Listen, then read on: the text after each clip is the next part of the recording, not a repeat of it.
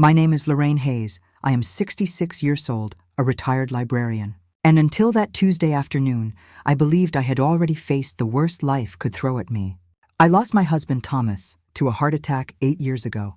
I survived the loneliness of widowhood, the silence of a house built for two. I thought I understood grief. I was wrong. The day began like any other in Plainfield, Illinois. I made my tea at 3 sharp, just as I always had, and set the cup on the small oak table by the window. Outside, the air was strangely heavy, like the sky was holding its breath. I heard the local station murmur about a storm system tracking northeast. But in Illinois, we are used to storms. We know to watch, but we rarely panic. At 3:15, the siren split the air. That long, terrible wail that shakes you down to the bone. Tornado on the ground, the radio announcer warned. Voice urgent, moving toward Will County. Plainfield residents, take shelter immediately. My hands shook as I rushed through the house. I grabbed what I could fit in one small suitcase, the wedding album. Thomas and I smiled through in 1976, the watch he had worn every day for 30 years. My mother's hand-sewn quilt and a folder of insurance papers. Years of living, and this was all I could carry. I stumbled down into the basement, heart hammering, clutching Thomas' old wool sweater to my chest. The house groaned above me, wood twisting, glass exploding, as if the very bones of the home were being ripped apart. The roar came next, deafening like a freight train tearing through my living room. The ground trembled, and I pressed myself into the corner, praying it would hold. And then silence. Not peace, not calm, just the hollow emptiness that follows destruction. When I pushed open the basement door, the world I knew no longer existed. My kitchen table was gone. My roof was gone. Above me, nothing but bruised sky and scattered boards. The rose garden I had tended for 20 years was shredded into brown stems and broken petals. Debris littered every corner like confetti from a cruel celebration. I cried then for the first time since Thomas' funeral. My body shook as I stood in the ruins of my life, sweaters still clutched to my chest. Neighbors hurried over, calling my name, but their own homes were damaged. Their own families huddled together. The Red Cross spoke of shelters, but the thought of sleeping in a crowded gymnasium left me hollow. I needed family. I needed Myson. I borrowed a neighbor's phone and dialed Michael's number, whispering into their receiver with all the hope I had left. "Son, it's Mom. My house is gone." The next morning, I drove north on I-55 toward Chicago, my old sedan rattling with every gust of wind. The sky was bright, almost mocking, as if nothing had happened the day before. My suitcase and 3 trash bags of belongings were wedged in the back seat, the smell of wet plaster and mud filling the car. I told myself this was temporary, just until the insurance processed, just until I could find a small apartment. Michael lived in River North in one of those modern glass towers that looked like they belonged in a magazine. When I pulled up, the doorman glanced at my battered car and the garbage bags inside with raised eyebrows. He handed me a visitor badge like I was an intruder instead of a mother coming home. Michael opened the door before he knocked. For a moment my heart lifted. He had Thomas' eyes, that same shade of blue that once made me fall in love. "Mom," he said, stepping aside. His tone was careful, measured like every word had been rehearsed. The apartment gleamed white furniture, polished wood floors, art pieces that screamed money but not warmth. And then she appeared. Tessa, 32, sleek ponytail, silk blouse that probably cost more than my monthly pension. She smiled, but her eyes were cold. "Lorraine, how awful about your house," she said, her gaze flicking to my trash bags on the floor. I sat on the edge of their perfect white sofa, terrified of leaving a stain. "It's just temporary," I explained quickly until the insurance comes through. "I can help with meals, with laundry." Stay out of the way." Michael lowered himself into the armchair opposite me, not beside me. He folded his hands like he was conducting business. "The thing is, Mom, Tessa and I have been talking. We value our privacy here. This is our sanctuary." I blinked at him, certain I had misheard privacy. "Michael, I lost everything yesterday. I don't need space. I need family." Tessa leaned forward, her voice gentle but firm. "The way you speak to a child. We just think you'd be more comfortable somewhere else. There are excellent extended stay hotels near the Magnificent Mile. Very safe, very clean. They even have kitchenettes." My chest tightened. "And how am I supposed to pay for that?"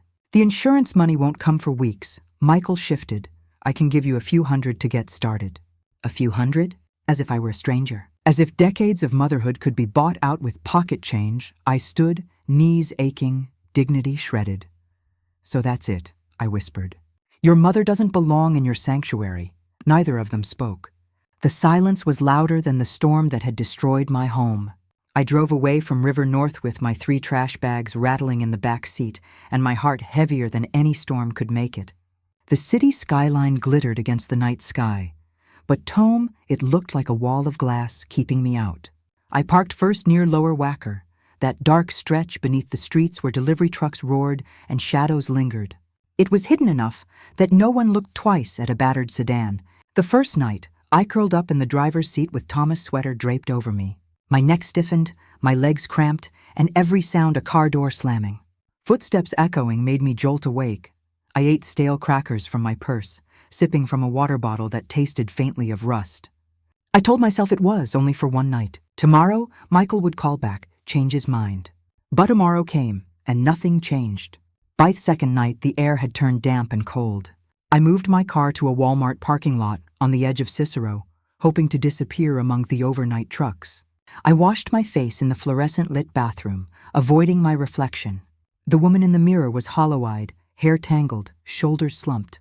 I couldn't recognize the mother who once hosted birthday parties with balloons tied to every chair. On the third night, I woke at 2 a.m. with a stabbing pain in my back and tears already streaming down my face. I pressed my hands to my mouth so no one would hear me cry. I thought of Michaelis, a boy, the way he used to clutch my hand crossing the street.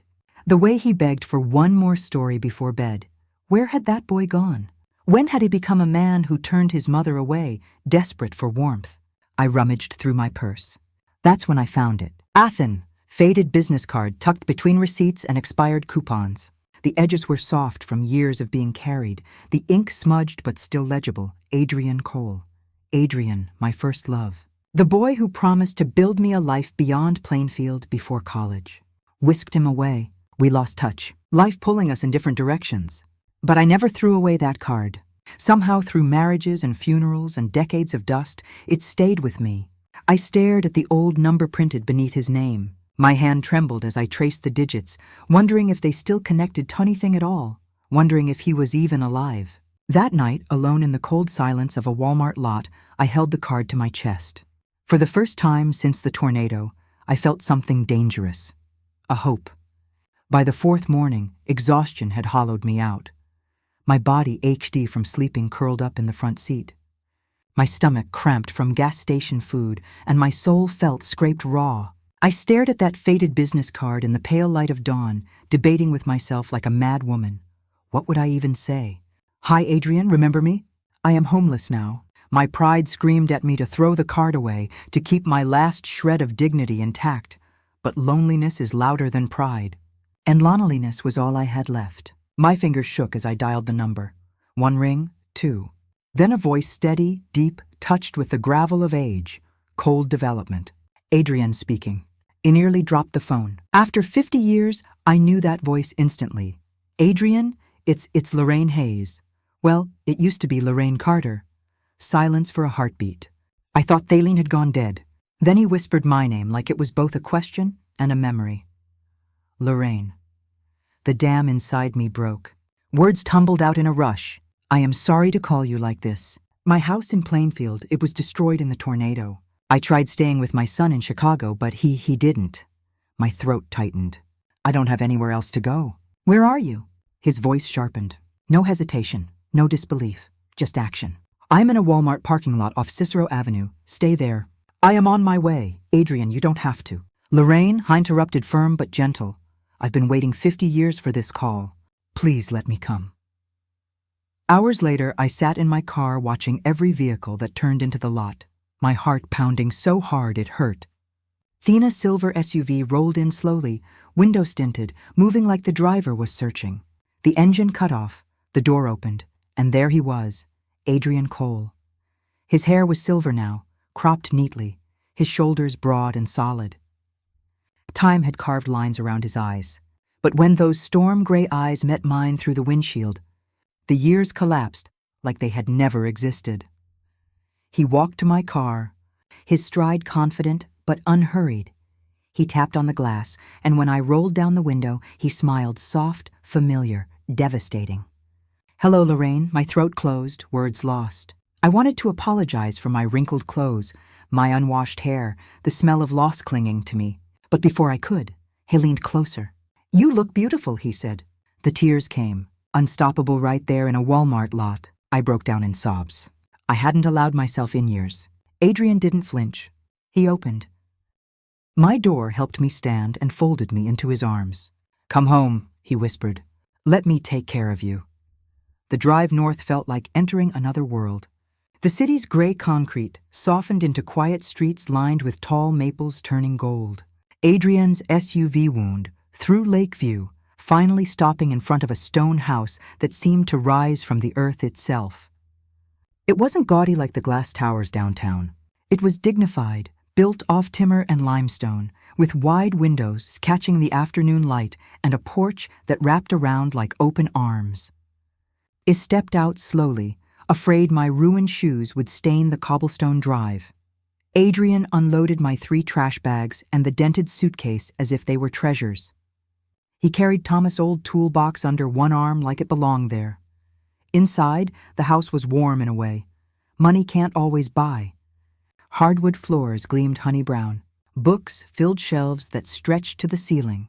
Photographs dotted the walls, not glossy portraits, but snapshots of communities rebuilt. Ribbon cutings at schools and workers smiling in front of new homes. "This is your company?" I asked, touching a framed newspaper clipping. "Coal redevelopment brings hope to Joliet families." He nodded, started with one small project after a flood in '85, grew bigger than I ever imagined. But it always came back to one thing, helping people find home again. His eyes found mine. "Maybe I built all this, waiting for you to walk through the door." We sat at a long oak table in his kitchen, sunlight spilling across polished counters. He grilled chicken with the ease of a Manus defending for himself. I hadn't had a real meal in days when he set the plate in front of me. The smell alone made me cry. "I shouldn't have called," I said softly between bites. "I didn't want to be a burden." "Lorraine," he said, his voice steady, "you could never be a burden. You're the only unfinished chapter of my life." I looked down at my wrinkled hands, ashamed of the years etched into them. "I am not the girl you remember." He reached across the table, covered my hand with his. "No, you're better. You're real. You've lived. You've survived. And you're still standing." Something inside me shifted. For the first time since the tornado, I felt more than just loss. I felt possibility. When I rose to leave the kitchen, thanking him awkwardly, he stopped me at the hallway. "Stay here," he said. "As long as you need. No clocks, no limits. This house has been waiting for you."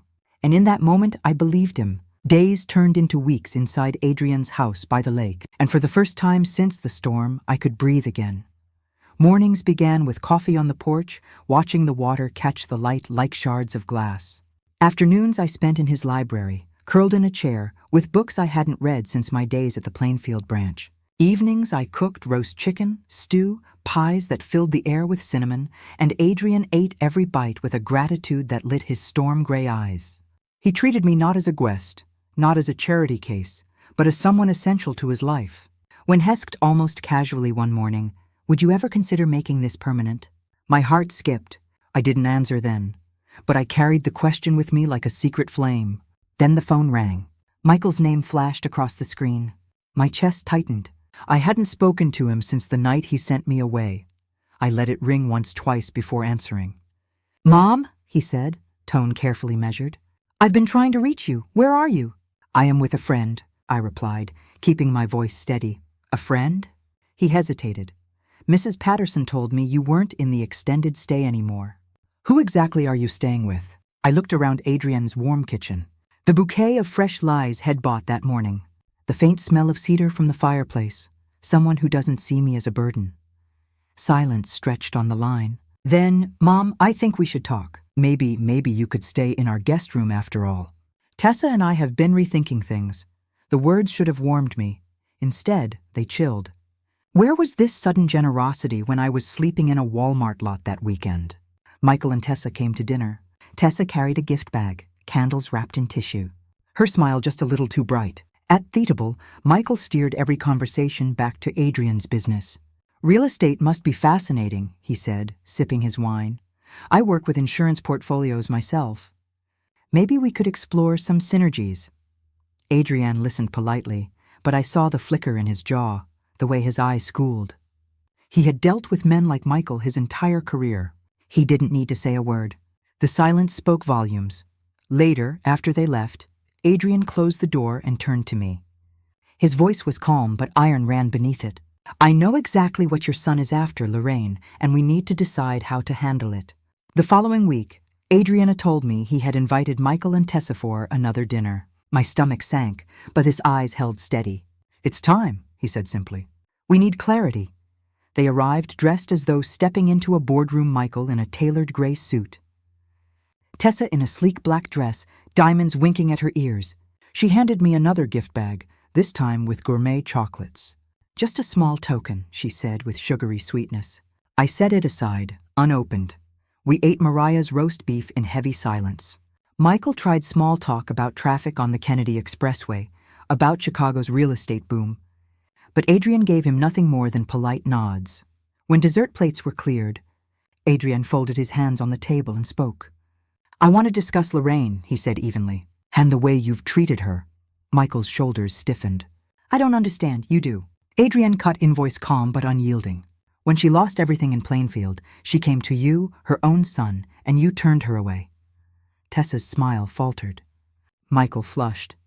"We thought it would be better." "Better for whom?" Adrian's eyes sharpened. "Certainly not for Lorraine. She slept in her car while you enjoyed your sanctuary." The silence was suffocating. I felt my pulse in my throat, but for once, I didn't interrupt. I wanted to hear him say it all. Adrian leaned back slightly, his presence filling the room. "Now, suddenly, your interest in her well-being has returned. You ask about my business, my assets, my future. Let me be very clear. Lorraine doesn't need your approval, your conditions, or your protection. What she needs is love. And if you can't offer that, then you have no place here." Michael's voice rose, tinged with anger. "Are you saying I don't care about my own mother?" Adrian's reply was soft but devastating. "I am saying you care more about what you think she might inherit than about her happiness." "That isn't love, Michael. That's opportunism."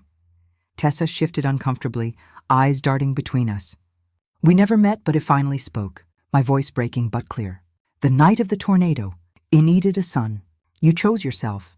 That's something I will never forget." The words hung heavy in the air. Michael's face twisted, torn between shame and fury. He shoved back his chair, muttering something about being insulted, and stormed toward the door. Tessa followed, her heels clicking like gunshots across the tile. When the door slammed shut, the house was still again. And then my phone buzzed, a message from the Land Trust office in Plainfield. The subject line read, "Redevelopment Notice." The message on my phone made my hands tremble. It was from the Plainfield Land Trust office, redevelopment approved. Priority granted to displaced residents. Project overseen by Coal Redevelopment. I turned to Adrian, confusion and awe washing over me. You didn't tell me." He met my AS, calm but tender. "I didn't want you to think this was pity. My firm won the bid fairly, but I made sure the plan honored the families who lost everything. That includes you, Lorraine. Your right to return is protected." Tears blurred my vision. The same man who had once promised me the world as a teenage boy was now giving me back a future I thought the tornado had erased. Months later, on a crisp October morning, I stood in Adrian's backyard overlooking Lake Michigan. The garden was ablaze with autumn colors, crimson maples framing rows of white chairs.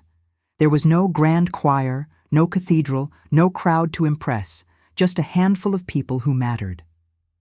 Maria the housekeeper, Thomas Adrian's longtime business partner, and a minister who'd known Adrian since college. I wore a simple navy dress.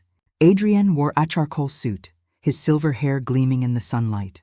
When he took my hands, I felt 17 again, standing at the quarry with the boy who swore had come back for me. We exchanged vows with quiet voices, and when the minister pronounced us husband and wife, Adrian kissed me gently, reverently, like time itself had been waiting for this moment. Michael came alone. He stood awkwardly at the back, watching with an expression I couldn't read. Afterward, he approached, shifting from foot to foot like a boy again. "Mom," he said, voice rough. "I am sorry for everything." I touched his arm. "I forgive you," I said softly. "But forgiveness doesn't erase consequences. Love me because I am your mother, not because of what you think I have." He nodded, eyes downcast. For once there was no argument, just silence. And maybe, just maybe, the beginning of something real. That night, Adrian and I sat on the porch, the lake glittering beneath the stars. I leaned against him, feeling his steady warmth, and spoke to myself as much as to him. The tornado took my house, my furniture, my rose garden, but it also stripped away illusions. It showed me who my son really was, and it brought me back to the man I was always meant to find. Sometimes destruction clears the ground for new foundations. I looked out at the water, heart steady, voice clear. At 66, I have learned this. You are never too old to rebuild. You're never too broken for love to find you again. When I look back now, I realize the tornado was only part of the storm. The greater storm came afterward, being turned away by my own child. Realizing that sometimes the people you expect to shelter, you are the very ones who shut the door. But I also learned something I never imagined at 66. Loss can clear the ground for new beginnings. Adrian reminded me that love can survive decades of silence and still return stronger than ever. He taught me that dignity is not measured in money or houses, but in the way we choose trust and when life knocks us down.